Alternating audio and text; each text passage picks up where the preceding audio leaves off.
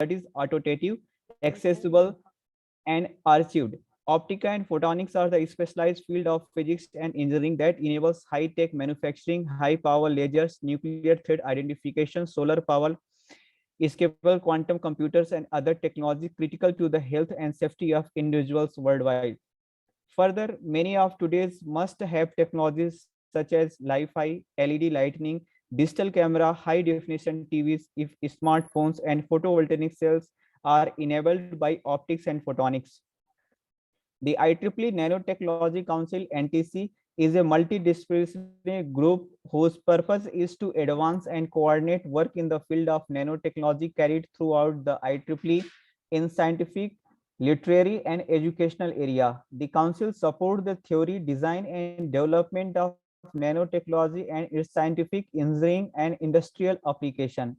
With this brief introduction of Optica Student Chapter and IEEE NTC now, I request Dr. Navjeet Bagha sir to please welcome our guest speaker, Professor Angsuman Sarkar, and enlighten us with your words. Over to you, sir. Thank you, Rajiv. A very good afternoon to all of you. On behalf of IEEE NTC chapter, Optica, PDPM IIIT Jabalpur, and on personal behalf, I feel privileged to welcome Professor Sarkar for this talk. First of all, I want to say thank you, sir, for accepting our invitation in a very short notice.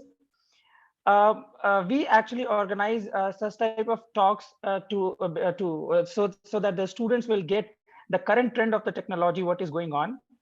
So before going deep into your talk title, let me introduce Professor Sarkar. Professor Sarkar is currently serving as a professor in Kalyani Government Engineering College, West Bengal.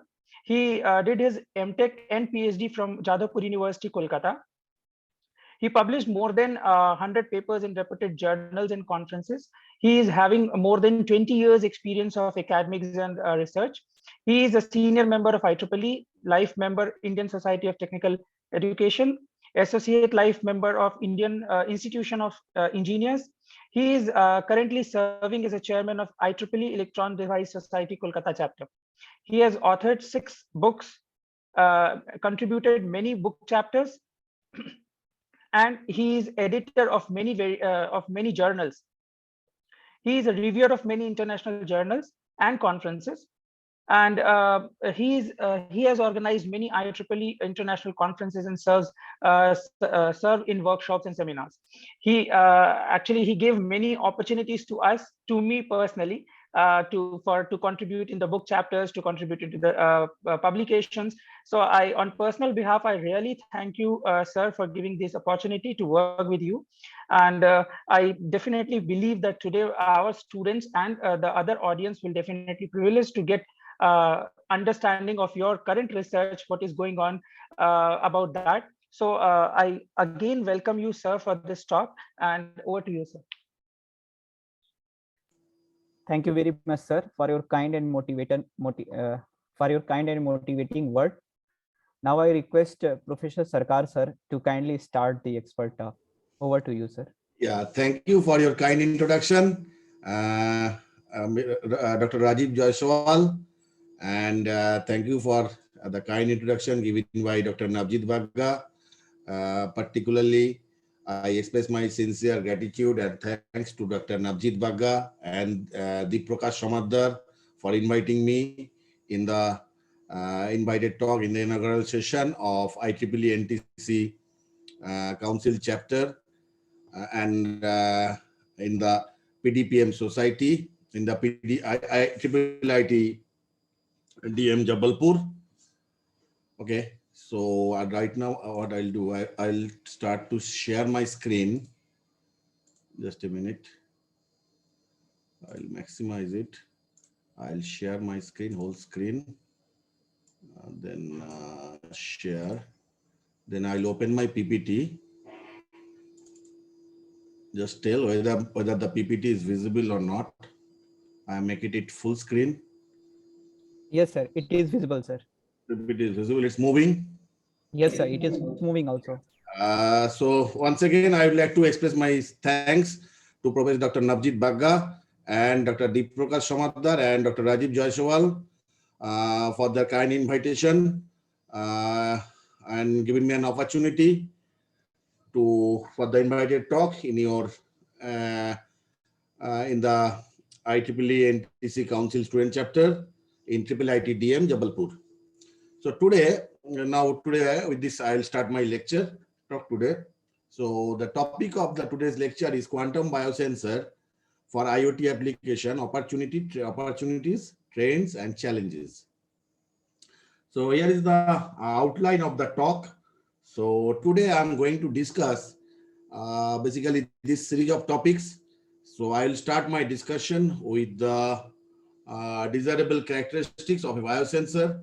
Then I'll try to introduce how this quantum enhanced sensing basically and meteorology associated with quantum enhanced sensing that gives us a possible solution to fulfill the present day need, the fundamental and technological demand of the biosensor in order to serve the IoT, or preferably we'll call it as IONT, Internet of Nanotechnology.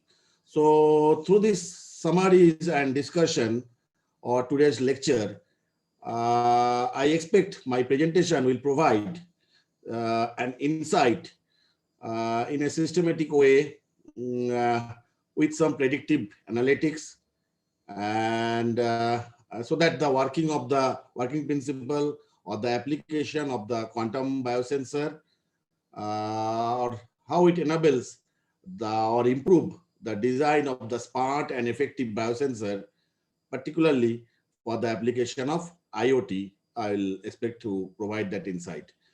So this is the series of topic that I'm going to discuss. So let us introduce IoNT first, Internet of Nanotechnology. So basically it is the area, it is the juncture where the IoT and the nanotechnology that intersects.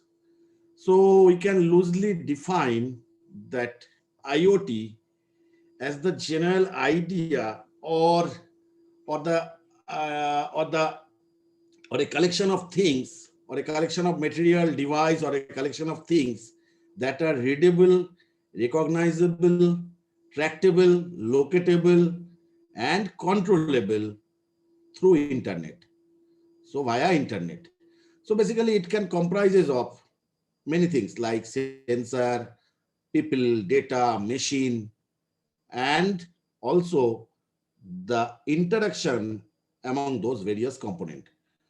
So as we rapidly continuing to evolve into the era of IoT,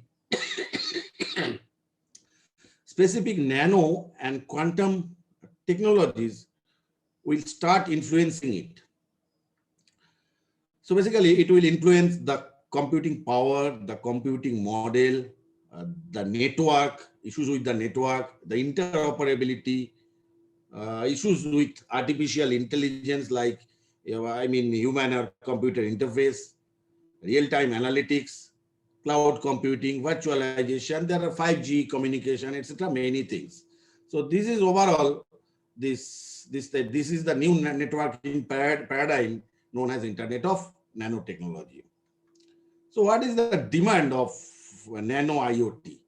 So nanotechnology in IoT has an effect not only on the size of the device, not only in the size of the devices in the nanoscale, but it also deals with the way the data is processed and communicated. So basically nanotechnology, nanoscale technology basically we know it is about the devices which size is about 10 to the power minus 9 meter. But not only that, the coordination, the sharing of information among different nano, we'll call it as nano machine. So nano machine will expect the potential application or the range of complexity, the range of operation. So that is all about. So in order to achieve a high computational feature or high computational feasibility, so that is called. So these are the demand of basically nano IoT. Now I'll come to the need of nano biosensor technology, particularly in nanotechnology or IoT, in the domain of IoT. So what is the need? We know biological nanosensor can be thought as the smallest and the simplest nano machine. There is the basically in the first stage they are getting used sensor. Basically in the first stage they are getting used. So now that we know the whole world is looking towards nano dimension to revolutionize the size and the architecture of the IoT network. So scientists has shared or have already started, I mean, diminishing or shrinking the size of the sensor from earlier days millimeter to micron, nowadays to nanometer, not only to make it small enough, but also to improve the performance or to enhance the performance. So basically, so there is a crucial step. This is a crucial step in order to achieve IoT or towards IoT or going towards IoT or Internet of Nanotechnology that could take machine or energy efficiency and many other sectors to a whole new dimension. So there are many nanobiosensors, you know, earlier we have seen that is carbon nanotube based, nanoparticle based, TMDC based, quantum dot based. So these are the already few nanobiosensor technology that is already available. Now we'll discuss about the challenges for the transition of smart nanosensor to IoT. So the transition from the smart nanosensor towards IoT is almost inevitable. The big challenges, one of the big challenges is one thing is the issues related to privacy and safety. One is toxicity, and most importantly, the power, the nano devices or the nano machines must be self-powered in order to detect a change, and so that it can detect a change and transmit the corresponding electrical signal to the web. Now we'll discuss about the desirable characteristics of a biosensor, or in other words, we'll discuss what a good biosensor is supposed to do. You know, the biosensor, in any sensor, not only biosensor, it is any type of sensor which must be highly reliable, highly efficient, particularly for medical diagnostic system. It should be highly, the reliability should be high and efficiency should be high. At the same time, along with high reliability and high efficiency, it must be sufficiently sensitive. So sensitivity is another issue. It must be highly sensitive to detect the smallest amount of changes. I mean, changes maybe in biosensor in terms of healthcare technology, you can call it as a pathogen in blood or some other biological fluid. It may be DNA or whatever, various things. So it must be highly sensitive so that it can detect the smallest amount of changes. So in that case, it will be able to identify the so-called difficult to diagnose diseases. So basically, what is the need is, it is beyond the scope of currently developed technology. What is the technology we are using right now? So with that, it is not possible to achieve these goals. These three goals, which I have listed over in the slide, it is not possible to achieve these goals simultaneously with the current technology. So that's why the quantum biosensing comes into picture. So that's why, that is the reason why we are investigating quantum biosensing techniques to overcome these drawbacks or the limitation of the today's biosensor, and so that we can mitigate those drawbacks or limitation of today's biosensor with the application of quantum technology. So now we'll give a brief discussion about the working principle of biosensor using IoT. Even without IoT, that is the same. So biosensor is it's a combination of biological recognition element. Biological recognition element, so that that recognition element is specific to a target analyte, so that there is a physical transducer which can sense or recognize in a particular measurable manner, and it produces a electrical signal, or maybe an optical emission, or maybe an mechanical motion. So basically a biosensor consists of three basic things. One is a detector, so that it can detect the biomolecule, and number two is a transducer, so that it can convert that stimulus generated by the detector in an output signal, and number three is obviously that is the last part of any control application, that is a signal processing elements or a signal processing system, so that the output can be preserved or produced or displayed in a particular, in an appropriate format. So this is once again almost same thing. So nanosensor and biosensor, you can see here are the target. In the second stage, there are many bioreceptors like antibodies, enzyme, etc. And now in the third stage, it is the bioreceptor is connected to us, the transducer. Now the transducer, you can see there are three types of transducer. One is optical transducer, one is electrochemical transducer, and another is mechanical transducer, and then after that, finally signal processing unit. So sensing technique, according to transducer, the mechanism of the transducer used, the biosensor can be classified into three types. Basically, one is electrochemical, one is optical, and other is piezoelectric. So basically, it is depending on the sensing mechanism, it can be broadly classified and into three types. Okay, now we can see here, the first is electrochemical. One example of electrochemical sensing. This is one example of optical sensing, and piezoelectric sensing. I haven't shown it. Okay. Now let us look at the biosensing biosensor market analysis made in the USA. So considering the recent technological development and advancement and the constant demand as predicted by the various experts, the biosensor market is predicted to achieve almost 28 billion USD, okay, by the year 2022. As shown in the figure, it is collected from references. I have forgotten to mention the name of the references. Okay, so the biosensor market is predicted to reach up to 28 billion USD. This is one thing to show the importance of biosensing market. Let us see another thing from another side. We'll look into this. That is by looking into the number of publication on the biosensor or clinical biosensors.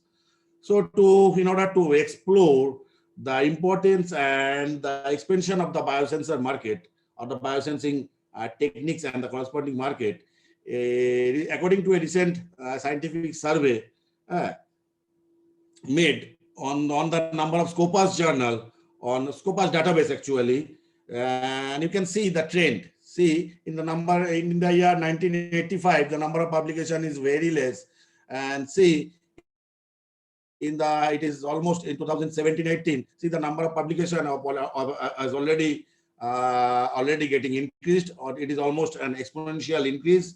So it shows you the importance of today's biosensing technology and the increasing the market and the growth of the market of the biosensing techniques. Let us talk to another thing which is known as Internet of Bionano Things, or IOBNT. So it is actually produced by some scientists called Yakilist and others. They have actually given the term IOBNT. So let us look into the concept of IOBNT, or Internet of Bionano Things. So by looking at the figure, you can clearly see it consists about many things like intra-body sensing, environmental control, and many things. So IOBNT is basically to transmit health information from inside our body to the external health provider through internet or via internet, so that on the other side, some evaluator will be there, some doctors or medical evaluator will be there, so that they can recommend some drug delivery in order to provide that efficacy against the disease. So basically, once again, I'm telling, so basically it is about the transmission, detection and transmission of the health information from inside our body to the external health provider, obviously through internet, because it's an IoT, using IoT network, to have the potential to evaluate the drug delivery and appropriate the choice of appropriate drug, and the detection of the disease, choice of appropriate drug, and the delivery of the drug, and to see the efficacy against the disease. So, like you can see, an electronic tattoo can be designed as a biocyber interface in this direction. So in order to do this, a biocyber interface is a set of process which can detect and translate biochemical information from our body to the IOBNT, or Internet of Bionano Things network, to the internet cyber domain via magnetic communication, and vice versa, as shown in the figure. So you can see in the figure, that is that thing is shown over there. So this is all about, or the basic idea about the IOBNT, or Internet of Bionano Things. So what will be the use? So let us look at the optimize with the implementation, or with the help of the IOBNT. Let us look how an optimized smart point of care, or POC, diagnostic tool will work. So normally the point of care testing consists of this thing, from glucose monitoring to cardiac marker to cholesterol test, urine test, tumor detection, tumor marker, etc. So many things are there. So as of now, basically various sensor product, either wearable or non-wearable biosensor, based on electrochemical, optical, thermal, or piezoelectric, based upon any kind of transduction mechanism, has shown remarkable performance, especially particularly in testing of the glucose, from glucose monitoring to the cardiac marker, and from as listed in the slide. Okay, so the capability of IOMT will be to provide more accuracy in the diagnosis, so that fewer mistakes can be done, and lowest cost of the care. So point of care, the cost of the care should reduce. That is the ultimate thing. So that is shown over here. So and they can be also paired, or maybe paired with the latest smartphone technology, so that the patient will be able to see their healthcare information, or share their healthcare information with the doctors, in order to better disease prevention, and track and monitor the chronic diseases and the progress of the diseases. So you can see in the figure a miniaturized device, signal conditioning equipment is there, amplifier is there, digitizer is there. So according to current Bluetooth technology, a smartphone app can be made, smartphone GUI or app can be made. So in order to share the real-time data and parameter over the internet. And this is shown for a particular GCA sensing chip. So it can be made something else also. So this is how IOMT or Internet of Medical Things come into picture. So what is basically IOMT? So IOMT is a connected infrastructure of medical devices, software application, health system, and services.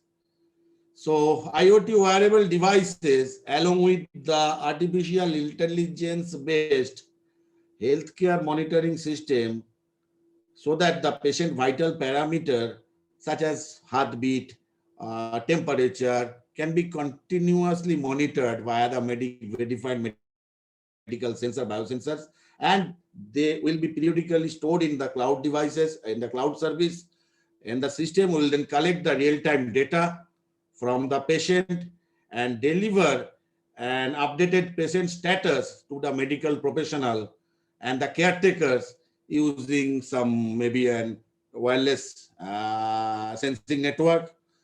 And this autonomous system will replace the traditional method to collect the parameter regularly by a nurse. So this need of that regular detection of data by the data collection by the nurse would have been eliminated or avoid. We can avoid that. So it avoided also human errors in collecting the patient data manually. So data transfer protocol will help us to transfer those messages. So this is how a IOMT infrastructure will as a whole work. So in this figure, that thing is shown, which I have already explained. So you can see a end user device is there.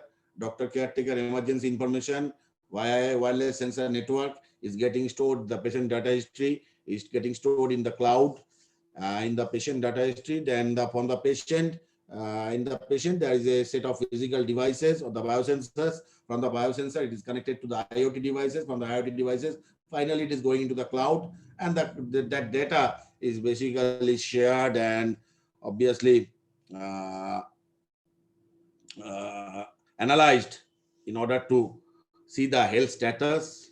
Okay, so that is how a IoT wearable device with the AI-based healthcare monitoring system will work. Now the question is where the AI will reside, whether the AI will reside in the patient part or whether the AI will reside in the cloud part. It depends. Sometimes the artificial intelligence or those softwares are residing in the cloud part, so that the patient app or the patient the client side will be lightweight, or sometimes some particular AI based features are also getting incorporated. We can incorporate that in the patient side, so that the cloud side or the patient side GUI or the client side, basically you can call it the patient as a client, so that client side database becomes a little more heavier.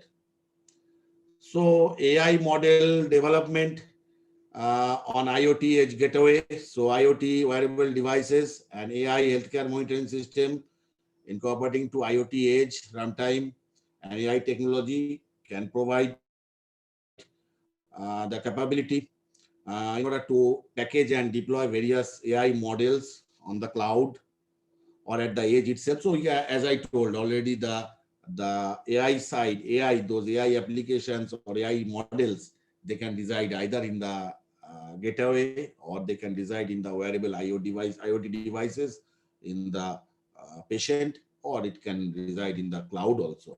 So depending upon that, the various types of IOMT networks getting developed.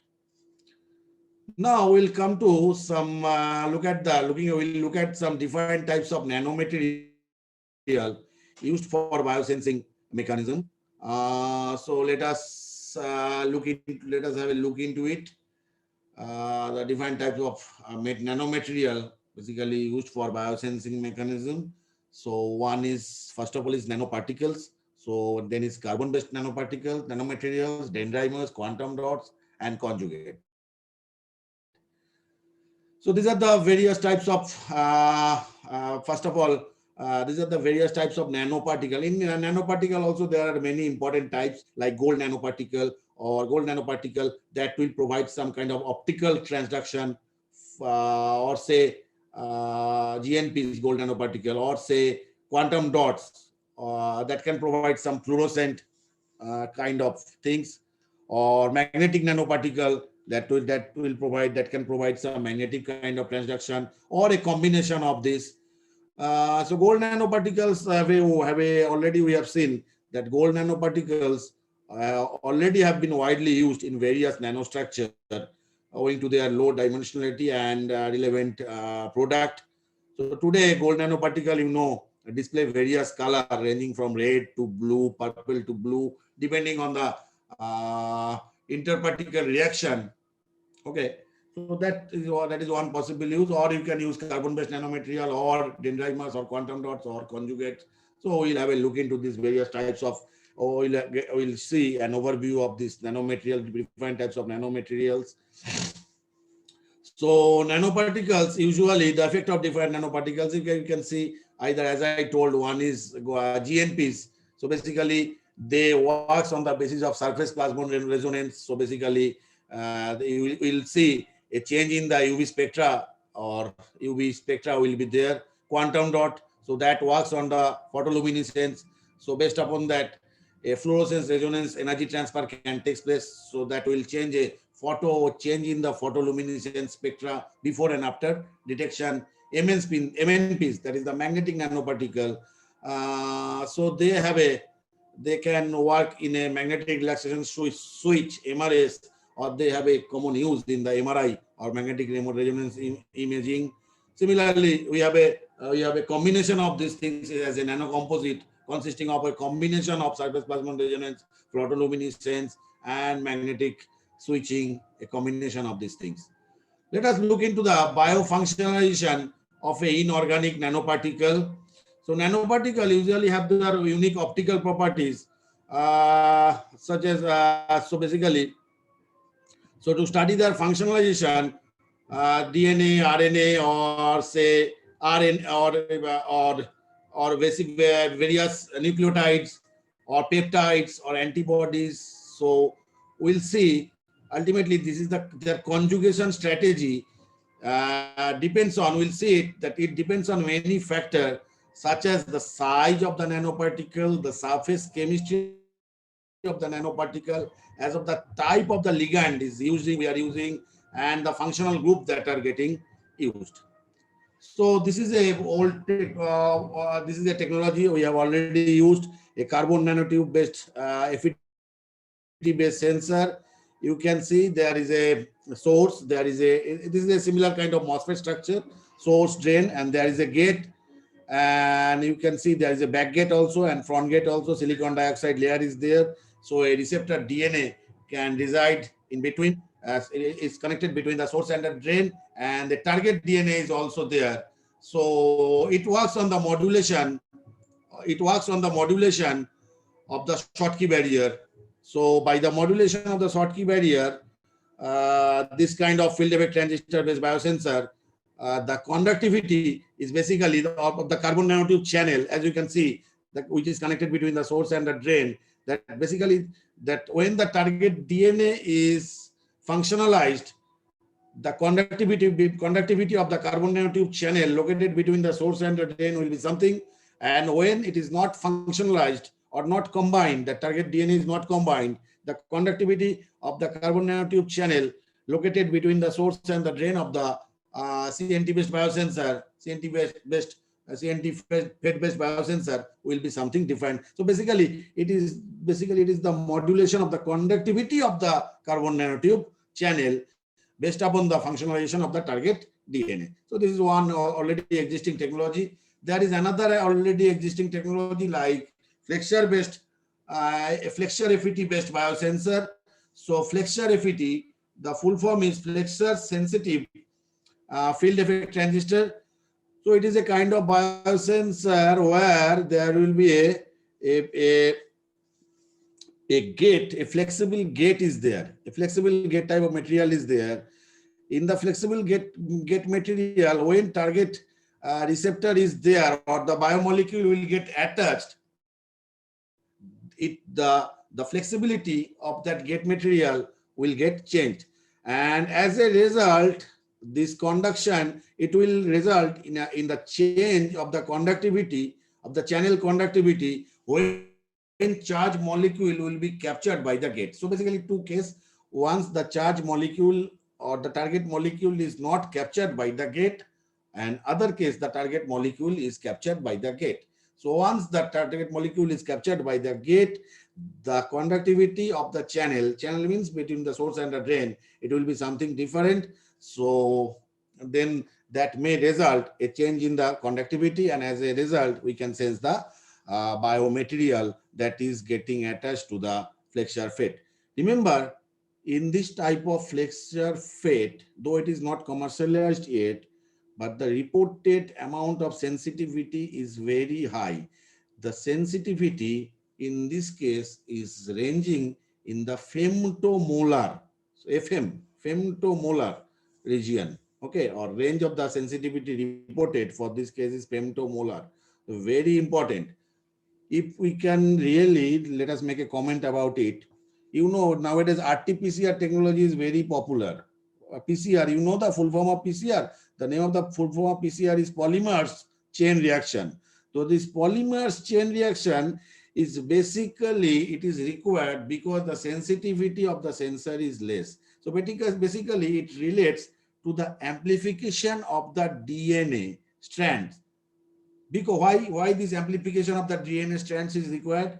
Because in order to mitigate the lower sensitivity of the existing biosensor. So this, due to this RT-PCR or this PCR technology, that polymers chain reaction, if we can eliminate this polymers chain reaction, then that detection can be made faster. Now, what is the thing? Let us once again recollect why polymers chain reaction or PCR is required to mitigate the sensitivity, lower sensitivity. So in other words, it is possible to conclude that if we can increase the sensitivity of the biosensor, or in other words, if you can have a biosensor whose sensitivity is in the range of femtomolar region, then we can eliminate the PCR technology. And remember, this flexure FET, for the flexure FET, reported sensitivity is in the range of FM. So we can reduce the PCR step or multiplication step, and so we can reduce the sense of the sequencing. So the sequencing step could have been eliminated with the possible application of flexure FET. So flexure FET, you can know, can work as a biosensor. So you can see when the biomolecules are attached in the gate region. See, one is the function of floating gate. See how the floating gate, the shape of the floating gate changes. As a result, a residual strain will be generated, and due to the strain, the conductivity will get changed. So let us quickly recollect the various 2D material used in the biosensor. I'm not going into a detail of it. Optical, electrical, and electrochemical biosensor are basically, and let us say, defined 2D materials like graphene, carbon nanotubes. So the use of the 2D material, let us see. So it is basically nanomaterial like graphene or a boron nitride or black phosphorus, carbon nanotube, silicon nanowire that could have been used for achieving nano biosensing. So basically, these are the, I'm not just skipping this slide, otherwise I won't be able to complete. So these are the various type of 2D material in the case of nanobiosensing: optical, electrical, and electrochemical different types of biosensor. And these are the corresponding review of all these biosensor with, so at the first column, see there are various types of DNA, folic acid, or the target analytes. Now the sensor designing method is listed in the column 2, the method of detection, and LOD, that is very important. That is also listed in the slide. So let us look at the challenges in DNA detection.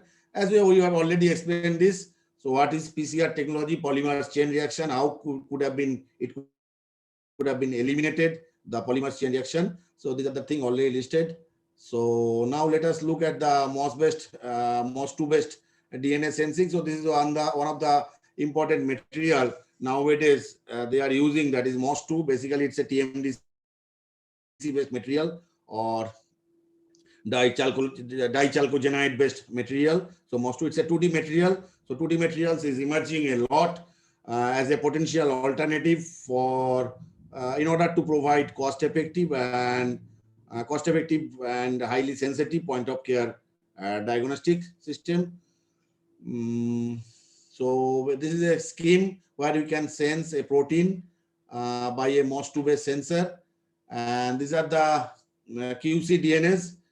And with the help of QC DNAs, it can act as a quantum biosensor.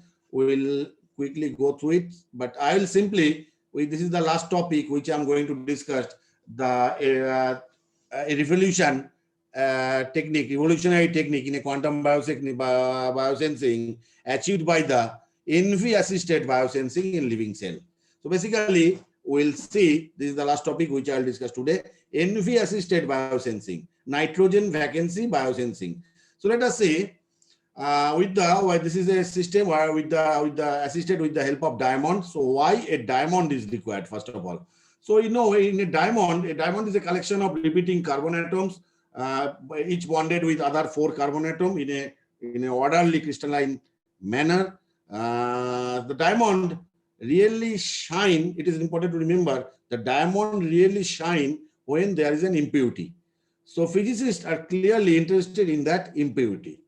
So it is the impurity. So if there is a vacancy in the crystalline structure of the diamond, and in one vacancy is if one carbon atom is simply replaced by the one nitrogen atom, and so together it will act as a NV center. So there will be a nitrogen atom and there will be a neighboring carbon atom missing. So that is together it will call a NV center. So it will act as a single entity. So there will be, so basically it is like a there is orderly crystalline array, orderly crystalline matrix. Somewhere there is a glitch and one carbon atom is missing, leaving an empty space, and corresponding nitrogen atom is there. So that defect will cause diamond to sparkle according to defined color. Let us have a look into it. So this is the all carbon atom. See, these are the all crystalline array of carbon atom. Say, look at, there is a vacancy. So it is getting replaced by one nitrogen atom. So there is one nitrogen atom you can see and one vacancy you can see. So together it is called NV, nitrogen vacancy. One nitrogen atom replacing one carbon atom and one vacancy. So together it is called an NV center. And this NV center has a huge importance, or particularly in the area of quantum biosensing. We know this center have a particular property called spin. Physical property, important physical property called spin. The spin is like a 2-needle compass. So basically it's a 2-needle compass. When both the needle is pointing up, it is basically +1 state. When both is down, both the arrow is down, both the needle is pointing down, it's basically -1 state. One is up, one is down, it's basically 0 state. So basically it is the spin of the NV center that makes the NV center so handy to the physicist. Now, most importantly, this is the +1 state, as you can see in the figure. It is the -1 state, both down, both needle down, -1 state, one up, one down. So basically 0 state. Now, most importantly, so these are the 3 states, +1, -1, and 0. Now, let us look at another important property. When light falls on NV center, what will happen? So if you shine a green laser on an NV center, okay, it re-emit light at a lower rate frequency, but an NV center, remember, the NV center emits more light at a zero state. So basically what happens, if you, that is when the needles are pointing up or pointing down, when the needles are pointing, both pointing up or pointing down, so that is either +1 state or -1 state. So if you put a green laser into that, the state of the NV center will get changed. So from +1 to 0. So in other words, a microwave frequency at a particular microwave frequency, I mean just at a particular right frequency, can flick the state of the NV center from a 0 state to up or 0 state to down, either 0 state to up or 0 state to down. So a change that causes the red light to either dim, or how we can see. So in a 0 state, the light, the re-emitted light is brighter, but in a 1 state, +1 state or -1 state, the re-emitted light is very feeble or small. So by sensing the amount of the light, re-emitted light, whether the light is very bright or very feeble, so looking into that, or by judging that, we can check the state of the NV center, whether the NV center is located at +1 state or -1 state or 0 state. And with the help of using proper microwave frequency, we can change the state of the NV center also. Let us have a potential look how it can be used for diagnosing diseases. But before that, we'll see what will happen when light falls on the NV center. So this is the NV center. Right now it is in the picture, it is in the +1 state. One is 0 state. So okay, it is in the 0 state, but it will change the state when light falls into it. So diagnosing diseases. So diagnosing diseases is possible with this. This diamond can simply be attached, or this tiny nanodiamond can be simply attached to a virus molecule, and the researcher can then use microwave frequency to brighten and dim the light. So once it will be brightened and once it will be dim the light that the diamond is giving off. This helps the diamond stand out from the light pollution in a biological sample. So in a biological sample, lots of things are there. If the nanodiamond, a tiny nano NV center, is getting connected to a virus molecule, and if you are continuously putting light into it, then the diamond will once it will shine and then it will dim. So by spotting a diamond, then you can spot the diamond, and by spotting a diamond means the detection of the virus. Virus is present. The presence of the virus is getting detected, and the disease is detected. So this is how pictorially we can see. Now in this, the virus molecule is attached to the nanodiamond, and you can now emit. Now we can shine it with a green laser. So see, using the green laser. So there are many things, but if the green laser is there, so it will initially shine, and then the light will get dimmed. So in this manner, you can detect the diseases. So NV center can also transform diamond into a magnetic field detector. Also, you can detect a magnetic field. The energy of the NV or the nitrogen vacancy center is different when the spin is aligned with the magnetic field. So when the spin is aligned with the magnetic field, the spin is different. So basically, this indicates that the NV center needs one microwave frequency to flick the spin from 0 to up or from 0 to down, and then you can measure the frequency of the difference of the microwave frequency given into the NV center, and by judging the change of the frequency, we can change the strength of the magnetic field. So this is how it works. So you can see this is one plus one state, one frequency, and other state, some other frequency. So by looking, by judging the difference of the frequency or the time period of the frequency, we can sense the magnetic field. So this is how NV center can act as a magnetic field detector. Even this magnetic field detector, even it can detect your presence on the earth where you are. I mean, as a GPS satellite, without a GPS satellite, it can detect your presence in the earth. NV based biosensor have some more application like sensing brain activities. So magnetic sensor, it can sense your brain activities also. I am not going into the details of it. So it can eliminate the big MRI scheme. So basically, I would like to conclude with these things. We'll look into the problems with the traditional method and corresponding. So let us look at the problem with the traditional method.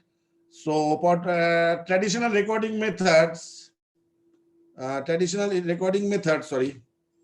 incorporates electrophysiological recording, voltage sensitivity dyes, and the voltage sensitive fluorescent proteins, and the employment of microelectrode array systems. So basically, traditional recording method by electrophysical changes, it causes an invasive, say, poor signal to noise ratio, spatial or temporal resolution is less. So these are the things which could have been eliminated using the diamond NV center for sensing this. So nano diamond can be used for this. So this is basically the screen, the microwave to brighten the light emitted by the NV center. This is how the NV center can be created in a diamond. So this is a diamond in presence of a plasma. See, we'll put some nitrogen gas, and this will result. So one carbon atom, one carbon atom will be eliminated from the orderly array, and then it will be replaced by the nitrogen, and corresponding one nitrogen will be there, one vacancy will be there. It will cause a nitrogen NV center, and with the help of these things, an NV center will work. So summary of quantum biosensing: opportunities, trends, and challenges. So opportunity, highly sensitive, cost-effective production is required, and this is one opportunity. And highest order of technical performance is required. This is another opportunity. And sensing capabilities must be done under the room temperature and normal atmospheric condition. It must work in the liquid environment, because basically all biological imaging technique or all biological sensing technique, they operates in the liquid environment. So trends. What are the trends? There are two trends. In order to cater those opportunities, there are two trends. One is DNA based or nanoparticle or QC or silver DNA based biosensor, though I haven't discussed those things in details. So DNA encapsulated silver nanoclusters, they can be used in order to cater those opportunities. And other thing which I have already discussed, that a negatively charged or even a simply nitrogen vacancy color center in diamond can be proposed as a promising system, particularly in the nanoscale magnetic field system sensing or brain imaging, for the purpose of brain imaging or for virus detection. So that NV center could have been used. Now there are some challenges also. There are some challenges with the silver nanoclusters, and there are some challenges with the NV centers also. And this is how a research work will continue. So nowadays the people are researching towards how there is an issue of silver DNA based nanoclusters, that toxicity is one important factor. That the silver DNA based nanoclusters are toxic, and the toxicity mechanism is not clearly understood. So it make bear a potential risk for the human being. And so there is a need for a more controlled and tunable way for the appealing application of the devices, or the devices based on silver nanocluster. And there is another issue with the NV centers also. There is a NV centers. See, there is a use of microwave signal. So microwave signal, the use of a microwave signal can hit the human being, and it bears also a potential risk, because direct use of microwave signal to human body is not, there be some potential risk. So that is important. Time invasive sample preparation, that is time intensive sample preparation, that is another important thing. And the particular well defined magnetic field is required in order to initialize the magnetometer. So that is another important factor. So that is another challenge that is already associated with NB based biosensors. So these are the various miniaturized commercial biosensor, and these are the various to the students, those who want to work in this area. Just a few glimpses are there. These are the free biosensing simulation lab, what you can do during COVID time or work from home. You can try these labs: NBIOS 2D lab, biosensor lab, Monte Carlo DNA simulator, and GAMES. So these are the basic biosensing, free biosensing lab available through the internet. You can use. So this is a ISFET, or ion sensitive field effect transistor, with which you can work using NBIOS 2D lab, freely available. These are the few results obtained. You can see for pH equal to 3 and pH equal to 7, some IDVD characteristics obtained, some capacitance plotted against the frequency. So these are some paper published in Journal of Computational Physics using this lab. So these are the various things available in NBIOS 2D lab. You can make a planar sensor. You can make a nanowire sensor, nano dot sensor, magnetic particle, double gate FET sensor, extended gate FET sensor, flexure FET sensor. So these are the things with which you can work using this NBIOS 2D lab. So this is already I have told. So right now it is 4:30. So within 1 hour I have completed. So I'll be very happy if you have some question. Thank you.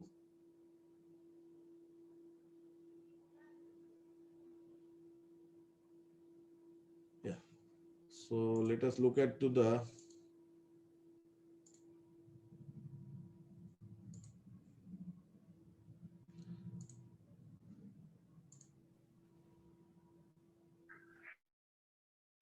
Hello, sir. Hello. Good afternoon, sir. hello. Yeah, sir, my question is, the people are working on biosensor in the simulation point of view. So they are using only that pH changes, like they are changing only the dielectric constant. That is using the free lab only. And so that they is are only for publishing student. That is only for some BTech student. They may work using it. That some preliminary biosensor, a nanowire or FET-based biosensor, and that can sense the pH changes and etc. and can produce a change in the IDVD characteristics or the change in a threshold voltage. Okay. So this is a preliminary idea. Apart from that relative permittivity, what parameter we can change for the simulation point of view for the biosensor? From simulation point of view, right? You can say that you can detect the pH changes.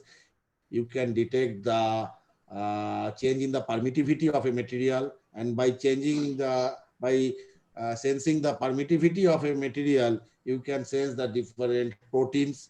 Okay, because the permittivity of proteins are different from one protein to another protein. The permittivity of difference. You can sense the change of glucose. Glucose, the change in the glucose. I mean, it will work as a diabetic sensor, like that. Thank you, sir. Okay. Any other question from the student? Hello. Just free to ask any type of question. Hello, sir. This is Sunit Kumar Agnihotri from the IIITDM Jadavpur. Yeah. Sir, first of all, I would like to thank you for such an informative presentation and giving a brief introduction about and some theoretical knowledge about the biosensor, IoT-based biosensor. So my question is actually in the past decade, the most of the research is happening in the biosensor, FinFET-based biosensor, TFET-based biosensor, IoT-based biosensor, and we are living in a COVID-19 pandemic era. So how much these biosensors are efficient to detect the COVID-19 infection? As I have already told, in order to detect the COVID-19, RT-PCR technology is right now being used throughout the world. And the full form of PCR is polymers chain reaction. Why this polymers chain reaction is required? Let us have a look into it. The need of the polymers chain reaction is required in order to amplify the DNA strands. DNA strands, STRNDS, DNA strands. In order to amplify the DNA strands, this polymers chain reaction is required. But it's a time-consuming process. It's an extra process, actually. First, you have to amplify, and then you need to detect. Now, why this is required? This PCR is required. The PCR is required because simply the sensitivity of the biosensor is not sufficient enough. That is it. So now where is the scope of the work? Now there is an obvious question: how we can improve the as we have what you have asked the question, how to improve the quality of the biosensing, particularly the COVID-19 and etc. Okay, simply we can eliminate the PCR technology. If you can eliminate the PCR technology, then obviously that some time-consuming process is gone. That the detection time is limited. I mean, detection time will be reduced, one thing, and that sample preparation, that thing is also eliminated. So now the question is how we can eliminate the PCR technology. In order to eliminate the PCR technology, as I have already told, we need to increase the sensitivity of the biosensor. So a biosensor with a sensitivity reported in the femtomolar region, such as NB center, so the reported sensitivity of the NB center based biosensor or the silver nanocluster based biosensor, that I have shown as the promising biosensor system, or even a biosensor with flexure FET can produce a sensitivity in the femtomolar region. And if that thing can be properly implemented, but that is in the research stage, there is a lot of gap between the research stage and the actual practical workable market or workable product. So between the product and the research, there is a lot of gap. So that gap needs to be minimized. But one thing I can say that these NB centers or the silver nanocluster based biosensor or the flexure FET, they all have the potential to avoid or to eliminate that PCR based technologies. But as I have told, now all of them will definitely not get succeeded. One of them will get success. Okay, which one will get success? That time will tell. Okay, or more research is required to see the potential benefit or disadvantage, advantage, all everything is there. So you need to study. So the researchers are required to study a lot. Okay, to see the potential application of these things. I hope I have made it clear to you. Yes, sir. How we can. Sir, one more question. That is, any running application is there in the like a transistor-based biosensor for the COVID-19? Not yet. Okay. So whole world is basically using RT-PCR technology only. Not yet. Okay, sir. But as I told, the flexure FET, they have said, according to a recent literature, if you can study it, if you can go to the study of the flexure FET, you can see theoretical basis. I mean theoretical, not in research way. In research lab, they have found some application. Okay, but as I have told, there is a lot of gap between a research, the product developed in a research lab and the available product in the market. Okay, ready-made available product in the market. So that gap needs to be minimized, or that gap needs to be mitigated. Thank you, sir. Okay, Thank thank you. you very much. Any other question? Hello, good afternoon, sir. Yeah. Myself, Bhuti Chauhan from PDPM IIITDM Jabalpur. Sir, since I'm working in negative capacitance based devices, so Yes. can you tell me some essence of how to introduce such devices, such ferroelectric based Yeah, devices in already negative capacitance with FATE have found a lot of application, particularly in the sensing application, biosensing application. A lot of paper has already been published.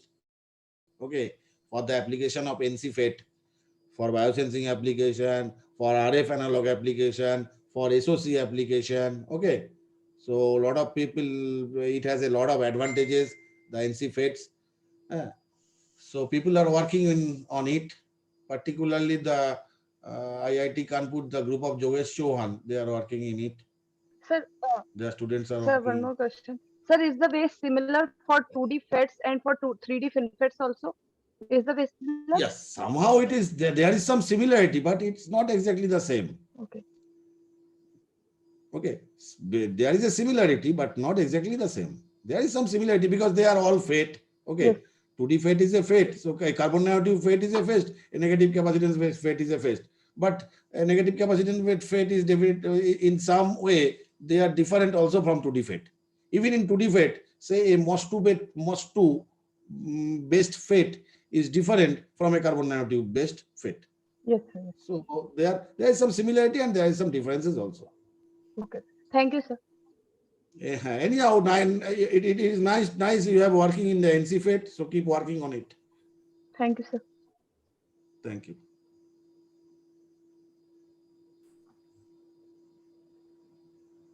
Any other question?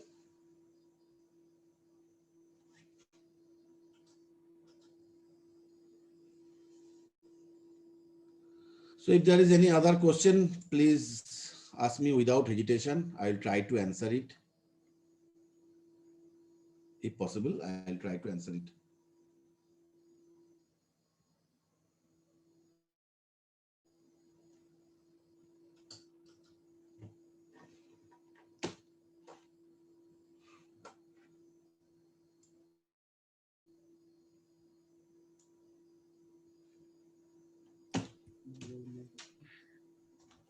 Thank you, sir. I think audience has asked this question, and Yeah.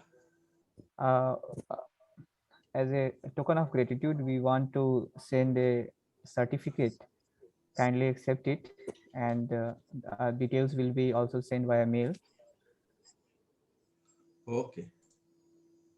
And finally, I want to express our vote of thanks that on behalf of our IEEE NTC chapter and Optica student chapter team, I extend a really hearty vote of thanks to our chief guest, Professor Angsuman Sarkar sir, who spared his time from his busiest schedule to grace this occasion. Today we had an opportunity to hear your thoughts, and this will surely be going to encourage us in our future events. Now I request all the participants to switch on the camera for a group photograph with sir. Thank you very much. I have already accepted it, and I wish the Nanotechnological Council chapter and the Student Bench chapter in your institute all the best for the future. Thank you, sir. Thank you Thank you, so much, sir. sir. Thank you, sir. Yeah.